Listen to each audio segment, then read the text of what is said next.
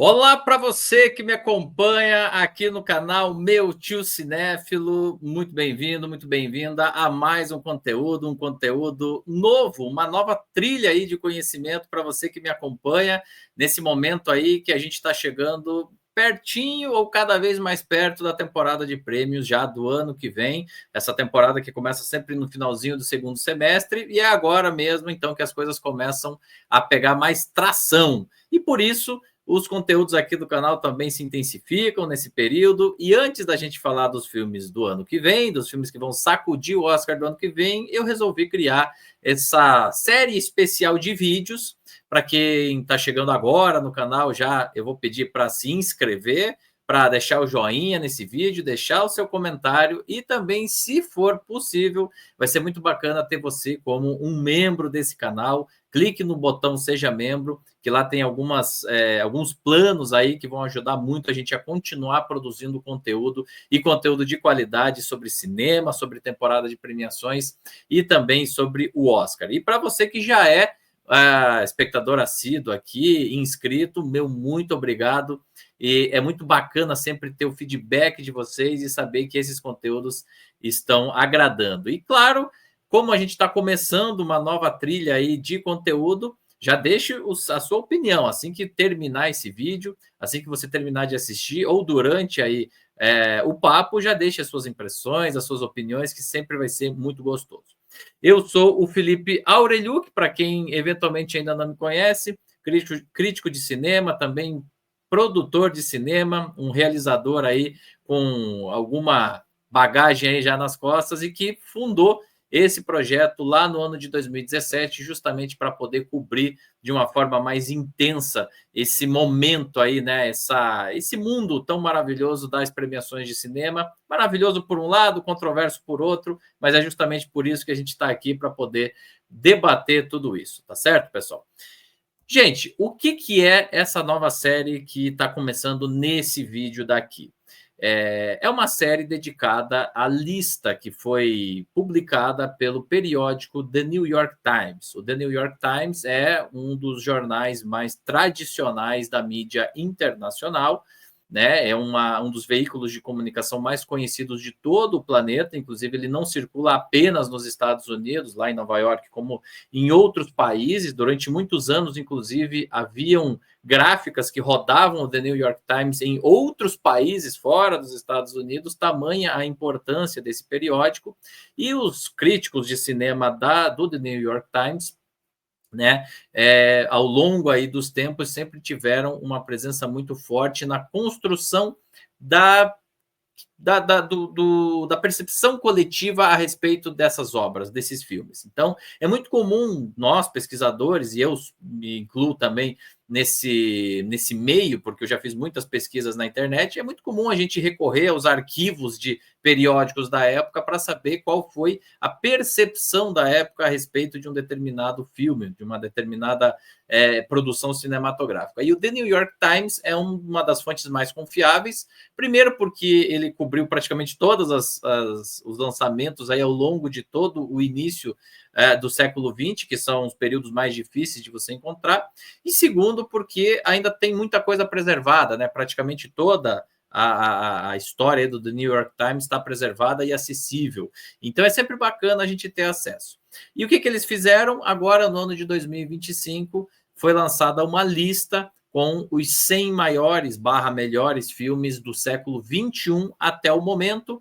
Eles levaram em consideração o início do ano 2000 até o final do ano 2024, portanto, 25 anos, é o primeiro quarto aí do século 21, e fizeram uma lista com a ajuda de diversos nomes aí, que compuseram, né, uma lista com 100 nomes.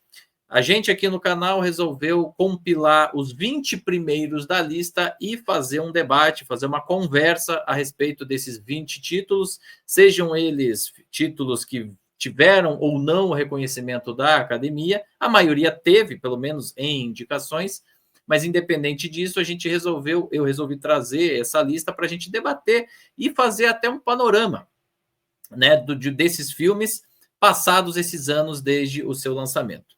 São dos 20 filmes dos primeiros colocados, são 18 programas gravados como esse que está começando, que é o episódio número 1, e os 2 primeiros lugares da lista vão ser programas ao vivo, onde eu vou receber convidados super especiais para a gente debater os 2 principais segundo essa lista. Foi uma lista que repercutiu bastante, muita gente falou sobre ela aí nos sites relacionados à cultura pop, ao cinema, e é por isso que a gente está trazendo para cá e oferecendo esse conteúdo para vocês que gostam de cinema. Bom, primeiro episódio, gente, nós vamos começar então pelo número 20 da lista. E eu vou apresentar aqui as credenciais dele antes de chamar o meu convidado para a gente poder conversar um pouquinho mais. Então vamos lá, pessoal. Os melhores filmes do século XXI, segundo o jornal The New York Times. Estou falando aqui do 20º colocado da lista. Hoje, então, falaremos sobre O Lobo de Wall Street, filme produzido nos Estados Unidos no ano de 2013, né? Lançamento, na verdade, ali no ano de 2013, com direção do nosso querido Martin Scorsese. Esse foi um filme que teve os seguintes conceitos gerais, e é claro que aqui eu estou fazendo um apanhado geral, né? Pegando todas as notas que ele conseguiu arrebatar aí ao longo dos tempos. Isso não reflete necessariamente a minha opinião, a opinião do meu convidado, mas lá no Rotten Tomatoes, que é um agregador de críticas cinematográficas, ele tem um conceito de aprovação de 79%, que vai até 100, ou seja, uma nota quase 8. No Metacritic, que é outro agregador também de críticas, ele tem nota 75, numa escala que vai de 0 a 100. E no IMDb, ele tem uma nota 8,2, numa escala que vai de 0 a 10. O IMDb é aberto para votação popular, não são apenas os críticos que votam, então a gente já de cara pode tirar a conclusão de que o público gostou um pouquinho mais do filme do que a crítica. Em termos aí de ficha corrida do mercado, né, da questão mais comercial, esse foi um filme que custou aos cofres do estúdio 100 milhões de dólares, um orçamento grande, portanto, um filme grande, afinal de contas estamos falando aqui de um filme de Martin Scorsese, ali já do início dos anos 2010, e ele retornou aí em bilheteria a quantia nababesca de 407 milhões de dólares, portanto, aí trouxe um lucro bacana, considerável aí para o estúdio. Claro que não dá para a gente comparar com filmes de super-herói ou coisas do tipo, mas ainda assim é um retorno bem bacana, sendo que desse valor todo, essa é a bilheteria global dele, né? 28,7% disso veio das bilheterias domésticas, ou seja, das bilheterias dos Estados Unidos, o que revela aí que mais de 70% da arrecadação veio de fora das bilheterias norte-americanas. Em 2013, ele foi o 17º filme mais assistido daquele ano, e o lançamento foi no dia de Natal, 25 de dezembro de 2013. Ele propositalmente, inclusive, estreou nessa data porque era a data limite para ele poder ficar elegível ao Oscar do ano seguinte, mas não vamos falar especificamente do Oscar aqui por enquanto, e sim do filme propriamente dito. E para me ajudar a falar, a comentar, a debater e a apontar ali as questões que esse filme traz para a gente, eu tenho aqui junto comigo um convidado muito querido, muito especial, um craque, um fera, ele que é doutor em Estética e História da Arte pela Universidade de São Paulo, também crítico de cinema, membro da Abracine, da Associação Brasileira dos Críticos de Cinema, poeta, enfim, escritor, tá com obras recentes aí, recém-lançadas, que a gente vai comentar um pouquinho mais lá no final, mas acima de tudo, um grande amigo também, nosso querido Doni Correia. Tudo bem, Doni?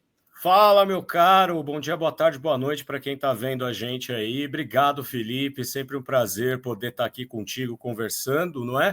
E ainda mais, né, desses filmes que já têm uma história, né, marcada aí na trajetória do cinema. Essa lista é muito interessante, né? Eu particularmente não gosto de fazer listas, mas eu gosto muito de ver a lista dos outros, né? Então me diverti bastante vendo essas escolhas aí do New York Times e tal, e acho que você teve uma grande ideia em realmente fazer uma série especial aí para o meu tio cinéfilo a respeito desses filmes, porque daí a gente sai um pouco do registro só da cerimônia e consegue trazer informações sobre estas obras, mesmo que não tenham sido premiadas eventualmente, ou enfim, né? Mas é sempre bom, sempre muito rico, e conte comigo sempre, né? Eu já falei, é só chamar 5 minutos antes, e aí é só o tempo de tomar um banho e vamos embora. Fechou. Obrigado, Dani, pela sua presença, por sempre abrilhantar aqui esse espaço. A gente sabe como a agenda é corrida para nós, mas é sempre muito bacana tê-lo junto comigo. Mas vamos começar falando, Dani, já diretamente aqui do nosso objeto aqui de análise, que, na minha opinião, é uma obra que recebe menos atenção ou menos reconhecimento assim da crítica mais geral do que deveria até. A gente até viu ali as notas, né, giram ali pela crítica em torno ali dos 7,5, 8. E, cara, para mim não é um filme 7,5, 8, não. Para mim é um filme que passa ali dos 8,5, 9, porque não só pelos conceitos cinematográficos, mas pela história ou pela forma como o Scorsese meio que desmonta esse capitalismo, né, por dentro dele próprio, porque ele é o lobo de Wall Street. Doni, por que ele é o lobo de Wall Street? Porque ele está ali canibalizando com outros lobos nesse local que é, acima de tudo, um local onde realmente o homem come o homem? É mais ou menos isso, né? O homem é o lobo do homem, né? Já diria Thomas Hobbes, né? No seu Libelo, a sociedade que depois viria a ser a sociedade liberal, né? Claro que Thomas Hobbes não se referia ao liberalismo, mas ele já estava ali prenunciando, né? Pré-anunciando, na verdade, o que aconteceria na sociedade moderna, né? E, sem dúvida, eu acho que o lobo de Wall Street tem essa conotação do animal, que ele é um predador nato, né? Ele é um predador por natureza e ele vai devorar quem estiver no caminho dele para poder satisfazer a sua urgência, né? No caso de um lobo, a fome, né? A fome por comida, por sustento, né? E no caso do nosso personagem, obviamente, é a fome pelo poder, pelo dinheiro, pelo sexo, pelas drogas, né? E você diz que esse filme ele fica ali, né? Ele não tem uma avaliação muito alta. Depois a gente pode até falar, eu tenho certeza que você vai puxar, né,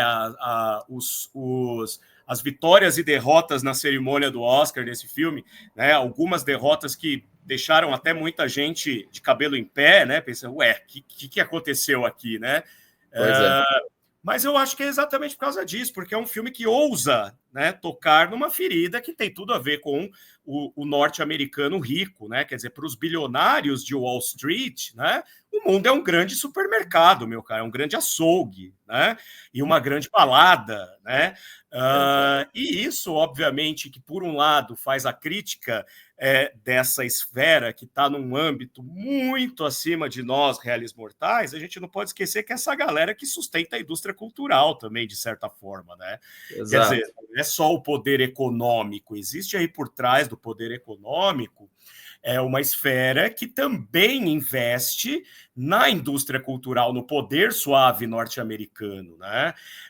E, obviamente, que as pessoas não vão gostar muito de serem retratadas ali de uma maneira tão debochada e, na verdade, tão crua também, né? Tão direta, tão explícita, acho que essa é a palavra, né? É o explícito da condição desses humanos, né? Dessas pessoas que habitam uma esfera que, enfim, né? Não é para a gente. Eu nem quereria, na verdade, né? Porque, veja, a modernidade e a contemporaneidade, né, dando origem ao que a gente chama de pós-modernidade, para ser mais preciso, né, nesse momento em que, bom, o personagem começa ali sua carreira nos anos 80, é a era Reagan, é a era dos yuppies, é a era em que a galera ficou rica, a gente já tem outros filmes sobre isso, né, o próprio Wall Street, o filme, né, o 1 e o 2, acho que é do Oliver Stone, né? Corrija-me se eu estiver errado, Felipe. Isso. É do Oliver Stone, né? Quer dizer, então, ao mesmo tempo que esse tipo de filme diverte o espectador, e principalmente o espectador internacional, que não tem familiaridade com essa cultura, ele provoca e tira um belo de um sarro, bem tirado mesmo, à la Scorsese, como só ele sabe fazer, dessas pessoas que estão por trás da máquina, né? O pessoal que são os verdadeiros donos do meio de produção, né? E que, como a gente pode ver no filme, não tem escrúpulos, né? Porque uma coisa é você tentar ficar bilionário fazendo do jeito certo, mas aí você não vai ficar bilionário nunca, né? Olha pra gente. A gente quer fazer a coisa certa, né? E olha pra gente. Exato. Né? Para Exato. chegar Mas lá, foi... tem que ser um crápula. Né? Exato. Mas e aí eu acho que a gente consegue puxar isso que você está falando como exatamente o início do filme. Porque o que é o início do filme? É o tal do Victor, o Jordan Belfort, né? Jordan Belfort. Jordan Belfort, personagem real que vai começar a sua carreira ainda um pouco com medo, ainda um pouco não sabendo como se comportar, e já logo nos primeiros minutos ali ele recebe uma aula do chefe dele, que ele precisa meditar daquela forma totalmente diferenciada, que ele precisa se masturbar X vezes por dia, a cafonice, né, dos métodos e a cafonice dos costumes, né? Aquele ritual que parece um nativo ancestral, como se ele se importasse, né? Exatamente. E aí são prostitutas, são drogas, e assim, na verdade, ele estava ali meio que na dele, e quando ele percebe que é uma grande bagunça, né, para que você chegue realmente ali aonde você pretende chegar, que é o sucesso financeiro dentro de Wall Street, que é o coração do centro financeiro global, não é só dos Estados Unidos, mas é mundial, ele faz da forma mais baixa, da mais picareta possível, e assim ele vai enfrentando a vida ao longo ali desse tempo todo. Doni, você diria que esse é um filme de cão caçando gato? Ou seja, é a lei tentando chegar no contraventor, ou é o contraventor dando um baile na lei do início ao fim? Eu acho que com certeza é o contraventor dando um baile do início ao fim, né? Até porque, em termos de narrativa, o que mais se sobressai é justamente essa maneira escusa como o Jordan faz a sua fortuna. E a lei ali, na verdade, funciona da seguinte maneira: se você pega um psicopata, né? Vamos trocar aí, porque a gente vê que o Jordan ele tem uma psicopatia muito, né, claro, acentuada. Mas o psicopata não é necessariamente um assassino. Né? Nós temos aí na nossa política psicopatas, nós temos donos de grandes empresas que são psicopatas, enfim, né? Ele pode estar em qualquer lugar. Mas o psicopata, eventualmente, ele vai cavar sua própria cova porque ele confia demais no seu poder, né? E no seu poder de persuasão, no seu poder de manipulação. Então, a sua vaidade acaba sendo a pá com que ele cava a própria cova. E, nesse caso, é exatamente isso que acontece. Né? O Estado, o governo, só pega o Jordan porque ele quer se colocar acima, explicitamente. Se ele fizesse o dele e ficasse quieto, ele poderia até ser pego eventualmente, mas isso demoraria com certeza muito mais, ou talvez ele nem fosse pego, ou se pego nem fosse punido como foi. Mas a maneira como ele se coloca em relação às instituições fazem desse personagem alguém que perde a medida, né? Perde a medida de até onde ele pode ir para poder sustentar a mentira dele, ficar quieto, né? Manda o dinheiro para fora e tal. Isso. Ninguém está vendo. Isso acontece o tempo inteiro. A gente está vendo a galera aí, o pessoal das lojas americanas, por exemplo, né? Claro. A gente lê nos jornais todos os dias isso acontecendo, né? Eventualmente acaba caindo na malha fina, mas quando você é um arrogante acima de tudo, você acaba abreviando isso com o agravante de que quem está do outro lado vai estar com muita raiva de você. Exato. Vai estar querendo muito pegar você. E aí, né, a conta chega, né?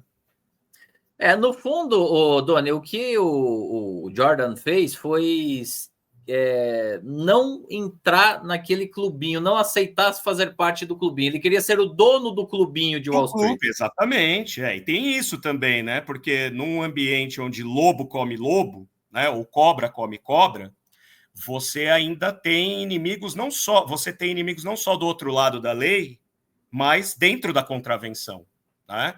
Por quê? Porque tem aqueles lá que estão te olhando, você não quer fazer aliança com eles, eles puxam o seu tapete para fazer a mesma coisa que você, quieto, sem ninguém encher o saco, pelo menos por um tempo, mas tirou você do caminho, né?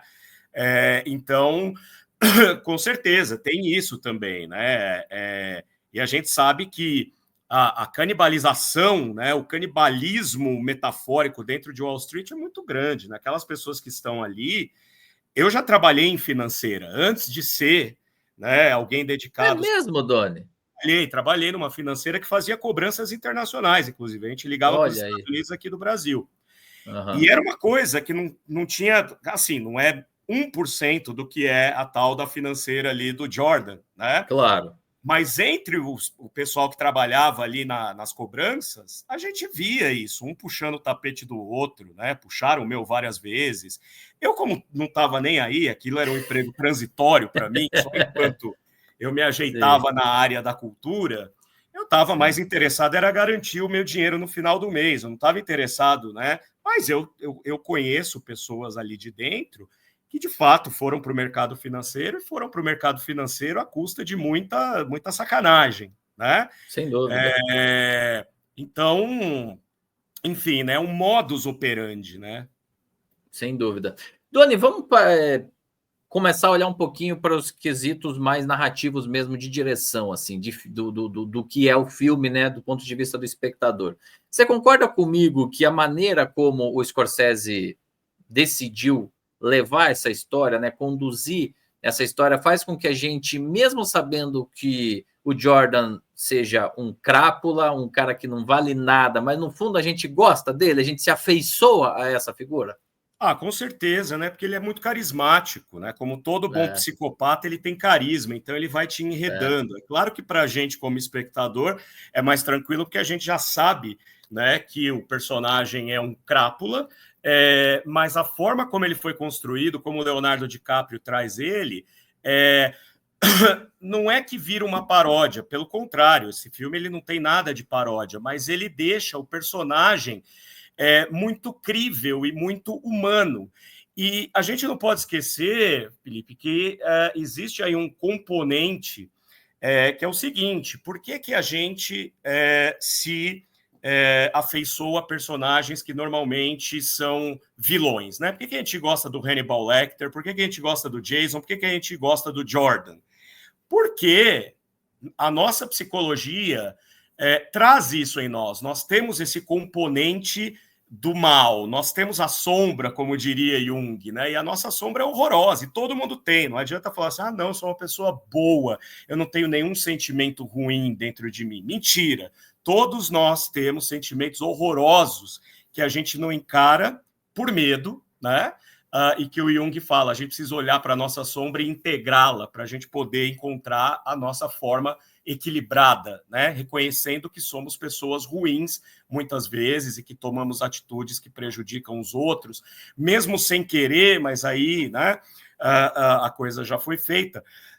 Então também é legal a gente ver um cara, né, passando passando o seu rodo em Wall Street e passando por cima da lei e conquistando coisas que, na verdade, inconscientemente, é o sonho de muita gente, principalmente dos homens, né? Essa coisa do poder, essa coisa de ter mulheres, essa coisa de ter dinheiro, de ter uma Ferrari, de ter um helicóptero, né? barco, né? Porque isso está ligado com um arquétipo muito forte do pai, né? O arquétipo do pai que controla, que tem tudo, e que mesmo que não seja importante para nós no dia a dia, de forma consciente, né? Mesmo que eu jamais comprasse uma Ferrari, porque eu acho cafona pra cacete você comprar Ferrari para sair. Aqui em São Paulo, de vez em quando, você vê ali, né, em alguns bairros, Ferrari, Porsche, não sei o quê. Para que ter um carro desse em São Paulo, primeiro? Que você não vai andar, né? Tem nem rua para andar, né? Não tem rua para andar. É um símbolo de status, é um símbolo do É, falo, né? O símbolo exato. fálico aí, né? A compensação do falo. É. Mas existe, né, uma forma aí ancestral, atávica, né, de se relacionar com o poder que passa justamente por esse tipo de consumo. E a sociedade norte-americana é uma sociedade muito consumista, né? Então, assim, eles não param para refletir se aquilo pode ou não ser comprado agora, se eu tenho ou não dinheiro para isso. Eles vão comprando. Não é que nem a gente, para trocar de celular, você planeja durante um ano, né? Para ver se a parcela do próximo ano, porque daí você compra em 12 vezes, vai caber no seu orçamento mensal. Eles vão comprando, vai saindo, vai comprando, vai saindo, vai comprando. No fundo, perfeito, todos gostaríamos de ter uma situação confortável para viver a vida só de prazeres. Então, acho que isso traz o espectador para essa identificação, né? Haja visto, e o Jordan nem é aquele personagem que ele é um crápula o tempo inteiro. Ele tem, assim, algumas de afeto, de reconhecimento, de arrependimento, né? Mas a gente consegue, por exemplo, se afeiçoar, como eu disse, a personagens como o próprio Hannibal Lecter, que ele quer ferrar o próximo o tempo inteiro. E no fim a gente torcendo porque o outro personagem é meio burro. Você é tão burro que você merece ser, né, aí comido pelo Dr. Hannibal Lecter, né? Então eu acho que é isso. As histórias, né, as narrativas, seja na literatura, seja no cinema ou no teatro, tem essa capacidade de tocar pontos da nossa psicologia com as quais a gente não tem contato o tempo inteiro, a não ser que a gente faça terapia, que é altamente saudável também, né? Sem dúvida. Agora, uma coisa que, Doni, colado nisso que você está comentando, que a gente acha que vale a pena levantar aqui na discussão, é a seguinte: se você pega a filmografia do Scorsese, né, você vai ter sempre, vamos dizer assim, sempre a criminalidade está ali, né, presente nas telas, né, seja através da máfia, seja através dos agiotas, seja através das pessoas que estão ali à margem da sociedade. O interessante no caso de O Lobo de Wall Street é que ele não está à margem, ele está no próprio... sociedade. Ele é a sociedade, ele é o próprio sistema, e ele comete excessos nababescos dentro do sistema, e ele só é punido porque ele causa inveja em outros que estão jogando o jogo. Então, quer dizer, não é o caso ali dos Bons Companheiros, dos Infiltrados, do Taxi Driver e de outros tantos filmes onde ele enfoca no lado B, vamos dizer assim, da sociedade. É o lado A da sociedade, né? É o lado A da sociedade, né? É a imagem da América, né? E por isso que eu acho que é tão interessante, porque é a imagem da América vista pelos olhos de alguém que nós nos acostumamos mostrar para a gente aquilo que há de sujo. Então, quando ele vai para o lado A da América, é lógico que ele vai escolher, né, mostrar para a gente que esse lado A, que o que forja a sociedade norte-americana é talvez aquilo que há de mais baixo e o que há de mais mesquinho no ser humano, que é a sanha de poder. O American Way of Life nada mais é do que tripudiar, passar por cima dos outros e chegar, né, no topo de uma maneira a fazer parecer, né, que você é um self-made man. Porque é o caso do Jordan, ele nem vem de família rica, tem até uma parte no filme que rola essa conversa, né? Normalmente as pessoas aqui são tudo filho de gente rica e tal, e você veio de baixo.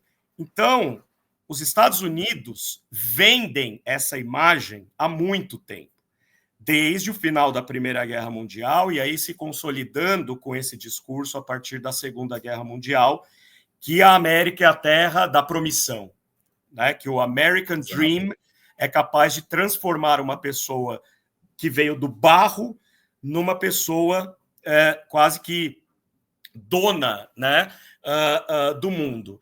E o Scorsese vai fazer uma abordagem pelo viés de quem está olhando aquilo e vendo que aquilo tudo é uma ilusão construída justamente para dar vazão, ou seja, para dar continuidade a uma espécie de colonização cultural, colonização de costumes, que é o que os Estados Unidos têm feito desde a Guerra Fria, né? Quer dizer, houve uma substituição aí da economia da guerra pela economia do consumo.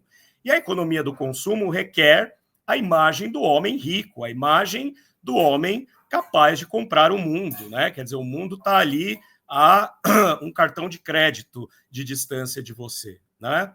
Então, nesse sentido, nós vemos, de fato, um ambiente novo abordado pelo Martin Scorsese, mas com o mesmo olhar crítico, o mesmo olhar cínico, eu diria, inclusive. Sem dúvida, Doni. Uma outra coisa que eu queria abordar contigo, ainda do ponto de vista narrativo, é a maneira como ele compõe o elenco principal, protagonista, e especialmente a figura do Leonardo DiCaprio com aqueles coadjuvantes, né? Porque me parece que por ser um filme, né, todo voltado para o seu protagonista masculino, ele deixa pouco espaço de protagonismo para os demais personagens. No entanto, eles são essenciais para poder forjar essa figura, né? Então você tem ali, né, primeiro ali no iniciozinho do filme, o chefe dele ali, né, que já dá um primeiro molho. Depois uma figura que eu acho que se destaca muito é a esposa dele, né, vivida pela Margot Robbie, aquela mulher belíssima, e que vai ser essencial ali para algumas decisões que ele vai tomar ali mais à frente. Eu queria que você falasse um pouco essa relação, porque normalmente quando você tem um protagonista muito forte, seja homem, mulher, enfim, não importa ali o gênero, né, você costuma ter todos os demais personagens orbitando em torno desse personagem. E é exatamente isso que acontece. Ou, na sua visão, você vê algum outro personagem ali tentando rivalizar, de certa forma, essa figura ali do protagonista do filme? Não, rivalizar não, mas eu acho que a força, né, do personagem do Jordan, a força ali do Leonardo DiCaprio, está muito na relação complementar que ele estabelece com o braço direito dele, lá o sócio dele, né, que por sinal chama Doni, né? É claro, né? Fazendo imbecilidades e idiotices como ele faz o filme inteiro, só podia chamar Doni, né? Eu acho que esse é um personagem que, de certa forma, não deixa o Jordan muito a mais e nem de menos. Ele é ali a bússola, né? Porque sempre que a gente tem alguma... Pode ver, né? No filme, sempre que a gente tem algum momento de muito ápice do personagem do Jordan, que ele vai muito lá para cima, nos excessos, nas decisões, na maneira como ele se relaciona com a esposa, inclusive.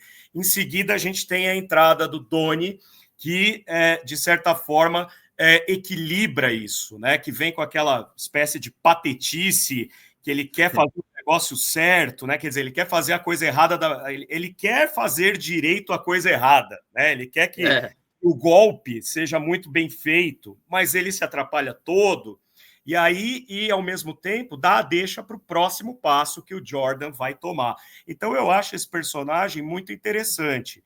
A cena, né, icônica do filme, que os dois têm quase uma overdose de metanfetamina lá, né? Sim. É muito boa. É maravilhosa, né? Aquela paralisados, cena. Né? E o Jordan chegando em casa, não aconteceu nada com a minha Ferrari nem comigo, graças a Deus. Né? Depois, ali algumas horas, a gente vai ver que eles acabaram, ele acabou, e fora que eles acabam com a casa do Jordan também. Exatamente. Né? Travadaços, então, totalmente fora de si. Assim, né? Então eu acho que essa relação Batman e Robin aí da falcatrua financeira funciona muito bem e sem roubar o principal, que é dar espaço para o Jordan, de fato, brilhar ali, né? Então eu acho muito equilibrada. E os outros personagens que vão povoando ali, claro, você falou da esposa dele, também é muito importante, especialmente na hora que a gente sai desse registro, que às vezes parece uma comédia de erros, e entra na questão do drama de uma pessoa viver como Jordan viveu, né? Exato. Com os excessos, com a prostituição, enfim, sendo amarrado dentro do avião para ficar quieto pelo próprio capitão, né, pelo próprio comandante do voo, né? Eu acho que ela é o pé na sanidade, né? Porque o Doni é o cara que tenta controlar mais ou menos a situação que está fora de controle, mas vamos continuar. A personagem da esposa dele, né, vivida pela Margot Robbie, a sanidade, é a lucidez, tanto que no terço final do filme aí a gente vai ver a importância dela nas consequências da vida, né, do Jordan, mas não aquela mulher que então não aguento mais o meu marido, né, drogado, né, que sai com todas as prostitutas de Wall Street, promíscuo, gastador, perdulário e tal, então eu vou me vingar dele. Não, ela quer só sair da vida dele para viver a vida dela. E quando ela toma essa decisão, é que ela confronta, né, o Jordan com um choque de realidade, né, que é aquele final assim que ele é bem emocionante, aliás, né? Você sai da extrema comédia para o extremo drama, né? Com o pai querendo sequestrar a própria filha e tal, né? E depois tendo que recomeçar lá atrás, me vem desta caneta, né? Quer dizer, recomeçando, né? De lá de trás, quando o filme se inicia, de fato, né? Perfeito. Você falou uma coisa aí, Doni, que eu acho que é um gancho muito bom para a gente falar justamente um pouco ali da genialidade, ou enfim, ou da habilidade extrema que o nosso diretor, o querido Scorsese, que enfim está acima de qualquer suspeita a habilidade que ele tem para levar uma história. Mas eu acho que aqui nesse filme especificamente, Doni, talvez até por ele sair daqueles ambientes da rua, dos becos, dos subterrâneos ali de Nova York, ou de, enfim, né, da onde ele estava acostumado a fazer a maior parte dos filmes dele. E claro, aqui eu estou pensando nos principais títulos. Eu sei, gente, que o Scorsese já gravou em tudo quanto é lado, né? Ele é bastante. Mas aqui eu acho que uma das coisas que me chama a atenção para a qualidade do filme, além, obviamente, das atuações, que são maravilhosas, do roteiro que está muito bem escrito, mas é esse transitar entre os gêneros, que é isso, você tem momentos de comédia extrema, de escracho, você tem momentos altamente dramáticos, você tem sequências de ação, você tem no final uma puta tensão para saber o que vai acontecer, questão do relacionamento. Então, assim, Doni, isso só um diretor muito habilidoso e com muito tato para poder entregar na qualidade que o Scorsese entregou aqui, né? Sem dúvida alguma, né? E sem transformar isso num clichê, sem cansar o espectador, né? Sem ficar Exato. repetindo a forma, porque é um filme grande, né? Tem 3 horas de duração. Exato. Então, também seria, na mão de um diretor menos habilidoso, poderia ficar um pouco cansativo a quantidade de patetice que o Jordan e o Donnie cometem ao longo do filme. Ou o contrário, né? Cansar o espectador com informações técnicas, porque é um filme que, inclusive, tem um dado momento lá que, de uma maneira muito sagaz, o personagem, né, do Jordan quebra a quarta parede e fala assim: ó, eu vou dar um golpe agora, que é assim, assim, assim, funciona com a compra de ações assim, mas isso não importa, vocês não vão entender, então eu vou dizer o seguinte: o que eu estou fazendo é ilegal, para resumir. Pronto, acabou. Né? Por quê? Porque é um filme que lida com um assunto que não é do domínio público, até mesmo a máfia, que é uma coisa diferentona, assim, e que tem também, né, gera o fascínio nas pessoas, que tem um método ali de operação bastante complexo, porque a máfia também passa por negócios que, em tese, são legais, mas na verdade são ilegais. A gente viu há pouco tempo acontecer isso aqui no Brasil. Os caras foram lá na Faria Lima buscar a galera que está supostamente envolvida com o PCC na Faria Lima, que é a nossa Wall Street, vamos dizer assim, né? Ou perto disso, né? Mas então, cansar o espectador com informação técnica demais ou com maneirismos demais, na mão de um diretor inexperiente, seria uma coisa quase que natural, principalmente com um filme desse tamanho. Mas é o Scorsese, né, cara? Então, e outra, eu falei aqui, né, da máfia, né? Aqui a gente tem uma estrutura muito parecida com a maneira como ele retrata a máfia, porque a gente está falando de outra máfia também, né? Sem dúvida, é um tipo de máfia. Né? Exatamente. Então, eu acho que é um grande mérito dele saber reger, né? Porque o que a gente vê, na verdade, em O Lobo de Wall Street é uma sinfonia. Então, você tem os momentos de tensão, você tem os momentos de alívio cômico, você tem os momentos críticos, você tem os momentos de suspense, como é o caso do papo que ele tem com o agente do FBI no barco dele. Você fica, e aí, o cara vai ceder ou não vai? Só que a gente é surpreendido, porque a gente já está acostumado a ver o suborno corrompendo pessoas que, em tese, não são corruptas, porque o dinheiro compra tudo. E não é o que acontece. A gente percebe que, na verdade, o cara estava dando linha para ver até onde que o Jordan vai, para ele poder ter elementos para levar um processo adiante. Então, o roteiro, né, que não é assinado pelo Scorsese, né, mas obviamente que ele tem o dedo dele aí, lógico, né? Sem dúvida. É muito bem urdido, né? Acho que é um roteiro belíssimo, é uma aula de roteiro, que devia ser estudado em todas as faculdades de cinema e audiovisual por aí, deveriam passar um semestre analisando o roteiro de O Lobo de Wall Street, e aí cai na mão do mestre, né? Não tem como dar errado. Não tem como dar errado. Doni, vamos dar uma olhada agora no desempenho dele no Oscar, né? Como eu sempre falo aqui, sendo um canal muito focado nisso, vamos relembrar como é que foi o desempenho dele naquela temporada 2013. Então, eu preparei aqui o slide, tá aí na tela para vocês, pessoal. Olha só. Esse filme é de 2013, então naquela temporada de prêmios, ele foi indicado em 5 categorias do Oscar. Ele não passou totalmente despercebido, ou seja, ele teve indicações e indicações em categorias importantes. Então vamos lá. Melhor filme, né? Foi a principal categoria onde ele foi indicado. Ele perdeu na época para o filme 12 Anos de Escravidão. Depois, melhor direção para o próprio Martin Scorsese. Né? Nesse ano, especificamente, ele perdeu na categoria de melhor direção para o Alfonso Cuarón, do filme Gravidade. Inclusive, eu acabei de citar aqui os 2 principais filmes daquela temporada, que é o que acabaram rivalizando na maior parte ali das premiações. Aí a gente tem melhor ator para o grande Leonardo DiCaprio. Nesse ano, ele perdeu para o Matthew McConaughey, do filme Clube de Compras Dallas, né, que é um filme que eu acredito também que é menos lembrado aí bem menos lembrado aí do que o Lobo de Wall Street. A gente também teve uma indicação ao Jonah Hill, que faz justamente o Donnie, né, por esse filme, e na época quem ganhou foi o parceiro do Matthew McConaughey pelo Clube de Compras Dallas, o Jared Leto, ganhou na categoria melhor ator coadjuvante e finalmente melhor roteiro adaptado, né? Ele também estava indicado e perdeu novamente para 12 Anos de Escravidão.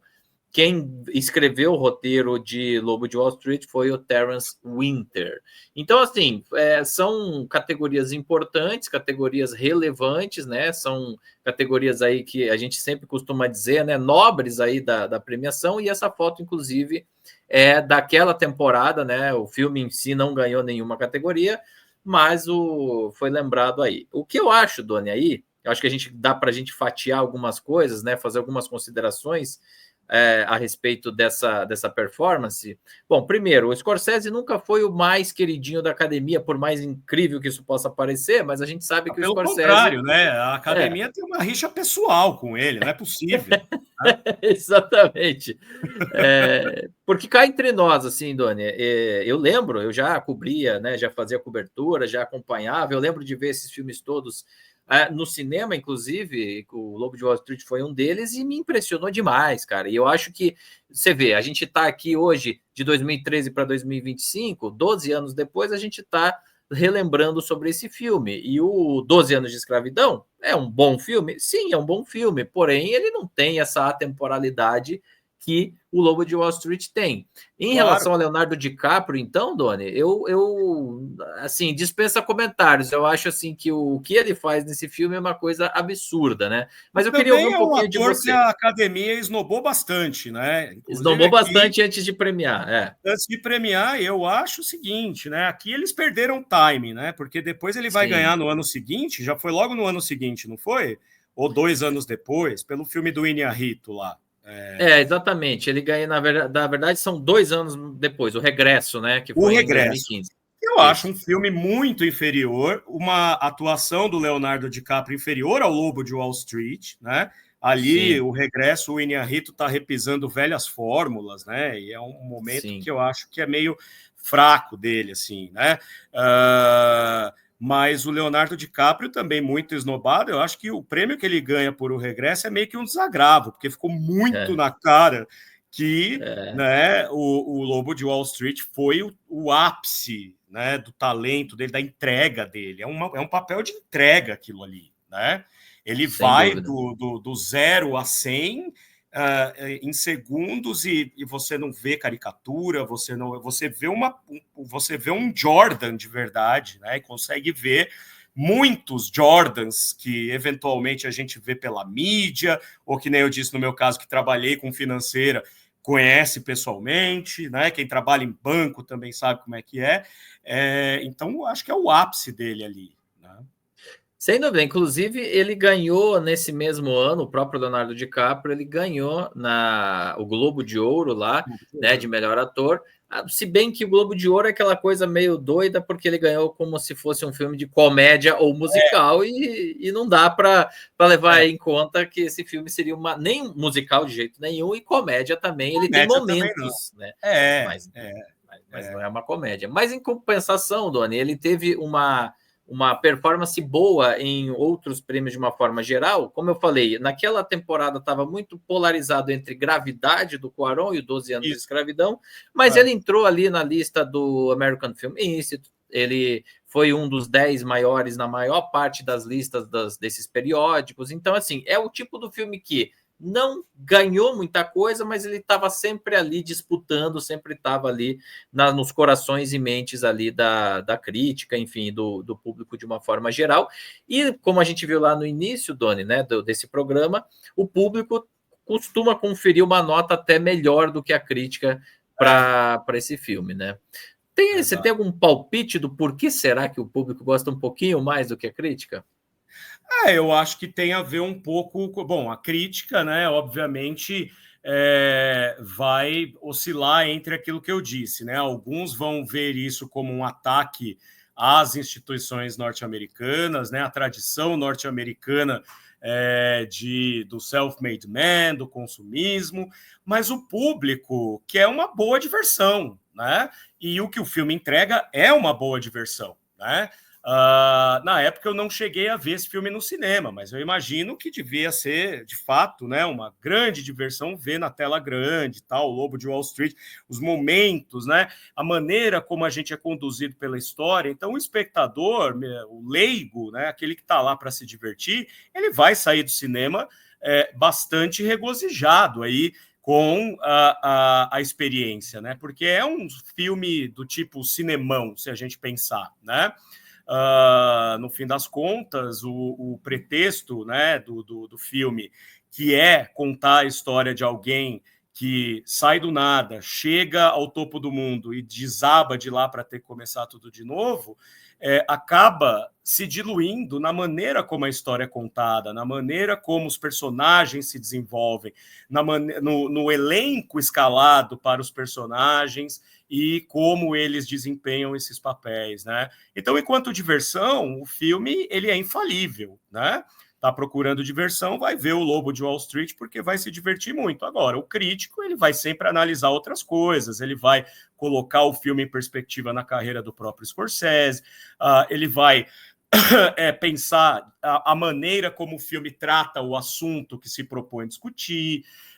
Aí pode gostar ou não gostar, né? Pode achar que foi a mais, pode achar que foi a menos. Então, são outras variáveis aí que acabam contando para uma avaliação crítica, né? Eu vejo esse filme como um espectador comum, eu amo. Perfeito, Doni. Não, eu também. E você falou uma coisa muito interessante que eu queria complementar aqui, que é o seguinte: eu acho que esse é um filme que, vamos dizer assim, todo mundo consegue entender. Assim, qualquer espectador consegue pegar da cena A à cena Z e acompanhar sem precisar fazer grandes malabarismos de cognição, né? Malabarismos cognitivos para entender, para seguir aquela história, para se envolver com os personagens, para rir, para se emocionar, para ficar tenso, para torcer contra ou a favor. Então, assim, ele te prende, e são 3 horas, Doni, que eu acho que, bom, pelo menos para mim, passam voando, foi muito fácil. Muito fácil. E assim, se você for pegar outras obras do próprio Scorsese, para não sair dele, ele já se aventurou por Invenção de Hugo Cabret, que era uma fábula, Kundun, que é um drama histórico, enfim, para citar, para não ficar só nos filmes de máfia dele. Esse talvez seja um dos filmes que, talvez fazendo o asterisco dos palavrões, que eu acho que talvez na televisão norte-americana seja mais complicado deixar ele rodar na TV aberta, mas se tirar essa parte, é fácil deglutir esse filme, né? É um filme que passa fácil, assim, Se tirar a parte dos palavrões, vira um filme mudo. Porque eles falam palavrão o tempo inteiro, né? Mas eu acho que é por aí mesmo, né? Eu acho que essa é um filme palatável, apesar do tema complexo, né? Bolsa de valores, compra de ações, é um filme palatável. Você pega, por exemplo, outros filmes maravilhosos que lidam com fatos reais, né? De uma maneira a escrutinar o fato e os personagens. Ou, por exemplo, o JFK, né? Hoje eu tô com o Oliver Stone na cabeça, né? O JFK, né? Que é um filme maravilhoso também, eu adoro, mas assim, é um filme árido para você entender, porque ele trabalha com uma linguagem do direito, né? Um jargão legal, muito denso, que às vezes alija um pouco o espectador, assim, tem horas que dá uma cansada, aí tem horas que você já não está entendendo mais o que está acontecendo. Não é o caso de O Lobo de Wall Street, é aquilo que eu falei, né? Na hora que o filme começa a ficar sofisticado demais na forma de abordar o tema, vem o elemento surpresa, que é o Leonardo DiCaprio olhando para a tela e falando: tudo que você precisa saber disso é que o que eu estou fazendo é ilegal. Pronto, né? Você já ganhou o espectador de volta. Né? Imediatamente você volta para o filme. Não, perfeito, perfeito. E até aproveitando essa citação aí ao Oliver Stone, o JFK é um filme também muito que trabalha com muita informação. Sim. E pouca diversão. Exato, né? É um filme tenso, né? Que está falando do assassinato de um presidente, né? Exatamente. E nesse caso, inclusive, tem uma cena que as pessoas não costumam citar do Lobo de Wall Street como sendo uma das preferidas, mas que, para mim, no início do filme, demonstra muito bem quem é aquele cara, que é quando ele vai ensinar lá para os pupilos dele como vender um papel lixo para qualquer um.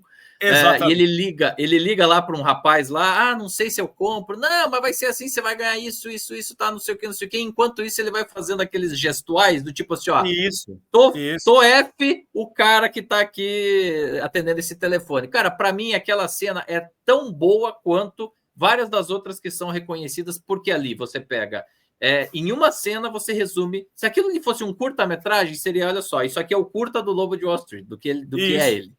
Exato, né? Ali você ganha, né? Você decifra o personagem, você sabe exatamente o tipo de caráter que ele tem e para onde ele vai, né?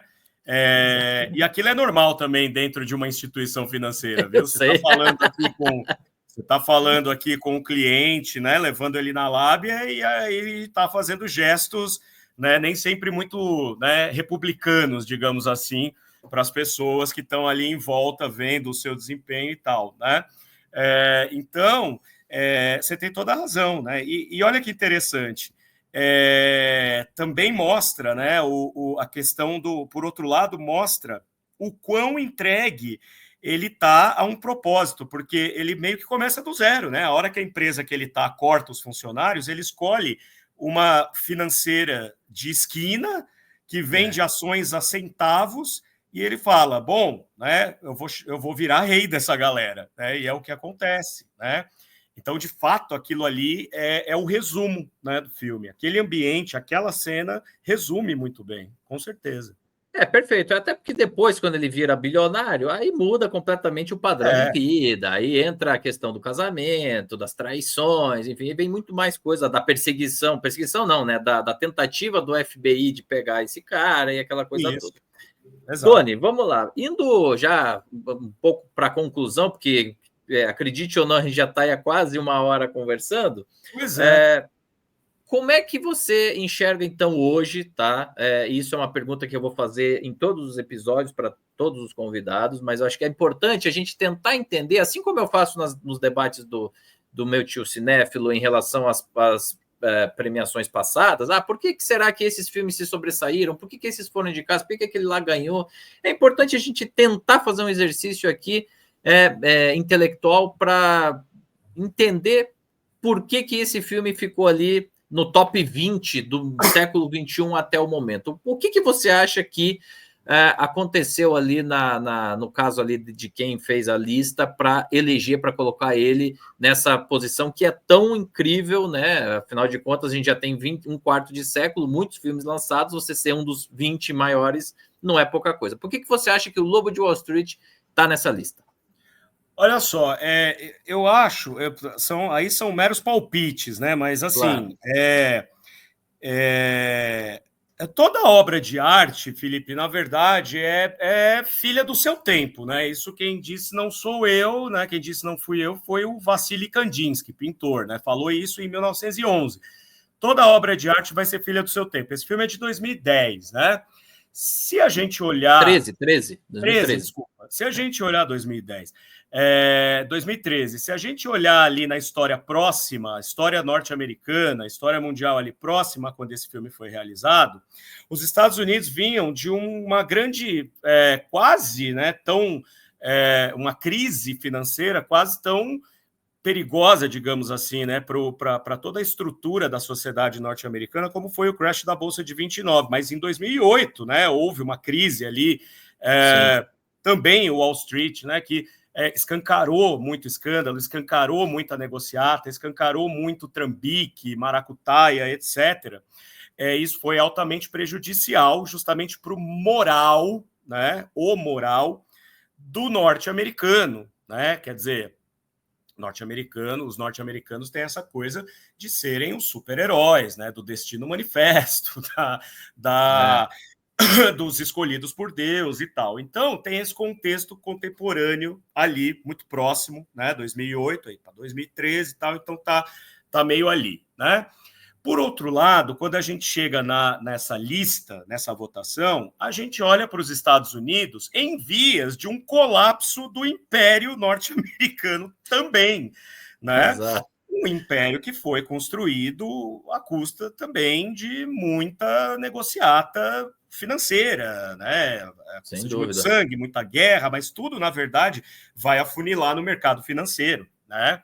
O mercado de armas, o mercado de, sei lá, do petróleo. Petróleo, né? O mercado de metalúrgicas, né? Quer dizer, o mercado da democracia, né? Que vai no país dos outros, chamado para encher o saco e instaurar a democracia, normalmente uma ditadura, financiando uma ditadura, né? Então, tudo isso está colapsando, tudo isso está entrando em declínio, já não é de hoje. Né? Eu acho que a gente pode olhar para essa derrocada do Império Norte-Americano desde do Trump 1 ali e se intensificando durante o governo Biden, e agora nem se fala, né? O Trump está descontrolado, né? Como diria a música, ele está descontrolado. Então, isso também vai refletir, ainda que de uma forma inconsciente, né, nos humores daqueles que vão eleger essas obras. Né? Então, eu acho que o que faz desse filme presente nessa lista, o que faz desse filme algo perene aí no cinema contemporâneo, é esse diálogo com uma realidade muito próxima, né? Muito próxima do espectador comum também, né? Porque se afeta a Bolsa de Valores, afeta as pessoas, o indivíduo, né? E eu acho que isso, né, por ser um filme que traz, né, que desenha praticamente para o espectador leigo, novamente, o que significa, né, um colapso financeiro, né? Claro que aqui no caso do personagem em si, mas um colapso financeiro, o que significa isso para outros americanos de vida comum, eu acho que isso ainda tem um diálogo muito forte com a contemporaneidade. Nossa. Perfeito, Dani. Eu ainda complemento, ou seja, né, resumindo, eu acho que esse não é o tipo do filme que está numa lista como essa em função da sua inventividade narrativa, artística, ou de construção de roteiro, ou de fotografia. Não, ele tem muito mais relevância pelo contexto onde ele foi lançado e principalmente pela temática que ele toca, que acaba reverberando na sociedade internacional, não só no seu tempo, como depois, e é por isso que ele está aí nessa lista. Eu concordo plenamente contigo, além, obviamente, de ser uma um entretenimento fantástico e muito gostoso de se assistir, que isso aí a gente já chegou a essa conclusão, né? Com certeza, muito interessante o filme. Super recomendado. Super recomendado, parabéns ao pessoal por ter incluído ele ali. Mas, Doni, antes da gente encerrar o nosso episódio aqui, eu queria que você falasse, né? Você comentasse também um pouquinho agora do seu trabalho, você que está aí, né, recém-lançado aí uma nova obra, um novo livro, você que é escritor, já tem alguns livros lançados, mas acredito que essa nova obra sua é uma das mais importantes, ou pelo menos uma das mais trabalhosas aí da sua carreira até hoje. Com certeza. Obrigado pelo vontade, espaço, Felipe. Pois é, eu lancei agora, né, no segundo semestre de 2025, esse livro, O Cinema de Walter Hugo Cury, pela editora Cossack, né, que está de volta aí ao mercado editorial. Então é um livro que eu tenho muito orgulho porque ele para em pé, né? Falam que livro bom é aquele que para em pé. Então ele para em pé porque é um estudo, né, aprofundado, uma revisão crítica do cinema do Walter Hugo Cury, que é um dos principais cineastas do cinema brasileiro, produziu entre os anos 50 e os anos 90, né? Então teve aí uma carreira longeva. Ele faleceu em 2003 e deixou aí 25 longas-metragens e um curta-metragem, né? E a obra dele foi se diluindo pelo tempo, justamente porque, muito por conta da polêmica com o filme Amor Estranho Amor, que é o tal do filme proibidão da Xuxa, que não tem razão nenhuma para ser um filme proibidão, mas obviamente, né, que a polêmica, né, o sensacionalismo rende mais, vende mais, né, na indústria marrom, e ele ficou meio que manchado com esse estigma, né, de tabela, na verdade. A briga nem foi com ele, né, foi entre Xuxa e o produtor Aníbal Massaíni Neto. Mas o Cury tem coisas fantásticas, como Noite Vazias, Amorosas, O Corpo Ardente, enfim, né, ao longo dos anos 70 também fez a proeza de conseguir filmar na boca do lixo sem fazer pornochanchadas apelativas, pelo contrário, de um erotismo fino, de um erotismo rebuscado. E aí faltava, né, eu queria muito, né, escrever um livro sobre o Walter Hugo Cury, faltava isso no meu currículo, e desde 2019, quando tomei contato com o acervo, né, Walter Hugo Cury, vim fazendo essa pesquisa que agora culminou nessa obra, né, que eu espero que todos vocês se interessem, porque é um pouco também a história do nosso cinema. Aliás, é bastante a história do nosso cinema, né? Pelos olhos do Walter Hugo Cury e da sua obra magnífica. Então, está disponível na Amazon, no site da própria Cossack Naif, e vocês podem me contatar também pelo meu @ no Instagram, né?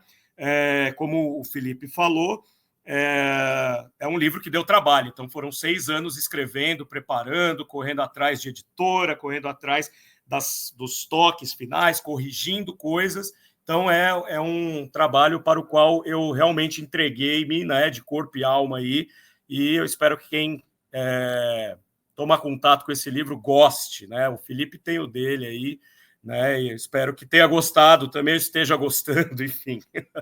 Está em processo, ainda não li ele inteiro, mas, gente, eu sou testemunha aqui, porque o projeto Meu Tio Cinéfilo, ainda quando se chamava Meu Tio Oscar, era um bebê quando o Doni começou a escrevê-lo, quando começou a se dedicar. Assim, na verdade, ele se dedica à obra do Cury já há muito tempo, antes mesmo do livro existir. Sim. E assim, gente, uma coisa bem breve que eu queria complementar ao Doni, mas que eu acho sempre muito importante, é o seguinte: você que quer conhecer a história do cinema brasileiro, os ícones, os cânones da nossa historiografia são muito importantes. Humberto Mauro, Glauber, enfim, toda aquela galera do cinema novo, depois, mais recente na retomada, o Walter Salles, os Barretos, todos esses são muito importantes. Mas tem certas figuras que, às vezes, não têm o reconhecimento que deveria ter tido, e o Cury é um desses, que Exatamente. Finalmente temos uma obra que está à altura da importância desse cineasta. Então, parabéns, Doni, por esse lançamento e por ter feito esse trabalho, que é um trabalho que realmente só poderia vir de alguém dedicado como você. E aí, que bom que veio das suas mãos e não das mãos de alguém diferente aí, que a gente não saberia o resultado. Como é seu, sabemos que tem qualidade. Parabéns. Obrigado. E para você, gente, antes da gente dizer tchau aqui do nosso primeiro episódio dessa série especial, vamos dar uma olhadinha aqui, né? Qual é o próximo episódio aqui? Falamos hoje de Lobo de Wall Street e o 19º episódio, o segundo episódio, mas é o 19º colocado nessa lista de 20 do The New York Times, é o filme Zodíaco, filme que foi lançado no ano de 2007, portanto já tem aí 18 anos, filme lá dos Estados Unidos, direção do David Fincher. Aí já é um filme com uma pegada bem diferente. Doni, você lembra de ter assistido esse filme ou já tá longe? Eu vi na época, cara, mas assim, 2007, né? Às vezes eu não lembro o que eu jantei ontem, né? Acordo de manhã sem lembrar o que eu jantei no dia anterior. Mas eu gostei, porque tem aquela pegada bem David Fincher mesmo, que vai na linha do Seven, né? Que vai na linha ali do Clube da Luta, enfim, né? Então, eu me lembro, né, desse clima solto. E eu gosto da história do assassino do Zodíaco, né? Por si só já é um mistério interessante, porque eu gosto de true crime, eu gosto de pesquisar esses casos criminais que são meio Jack o Estripador, não tem uma solução, fica meio em aberto, né? Exatamente. Então, é um filme interessante, sim. Eu me lembro que na época eu gostei. Precisaria rever, né, para poder falar um pouco sobre ele, mas eu tenho certeza aí que eu já sei, gente, os convidados e convidadas que o Felipe vai trazer ao longo dessa série, então eu tenho certeza que, né, a pessoa convidada para debater esse filme fará justiça à importância e à qualidade do Zodíaco. Sem dúvida, também não tenho dúvidas disso. Então, gente, muito obrigado aí por vocês terem nos acompanhado hoje nesse primeiro episódio da série especial dos melhores filmes do século XXI, segundo o periódico The New York Times. Obrigado, Doni, mais uma vez aí pelo tempo. E já fica então o convite para vocês primeiro assistirem aí o filme Zodíaco do David Fincher e depois conferirem aqui conosco, comigo e com um novo convidado ou convidada, o segundo episódio relativo a Zodíaco. Então é isso, gente. Um forte abraço, beijos e até a próxima. Tchau, tchau. Tchau, tchau.